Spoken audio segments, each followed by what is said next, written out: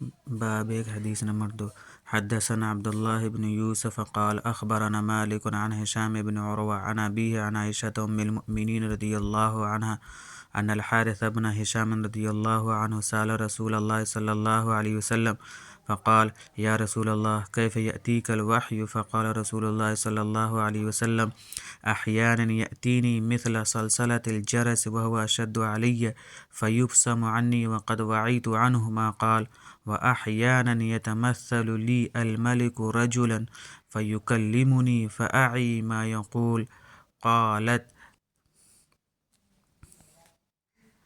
عائشة رضي الله عنها ولقد رأيته ينزل عليه الوحي في اليوم الشديد البرد فيبصم عنه وإن جبينه ليتفصد عرقا. رواه البخاری۔ حارث بن ہشام رضی اللہ عنہ نے حضرت صلی اللہ علیہ وسلم سے دریافت کیا کہ یا رسول اللہ آپ پر وحی کیسے نازل ہوتی ہے؟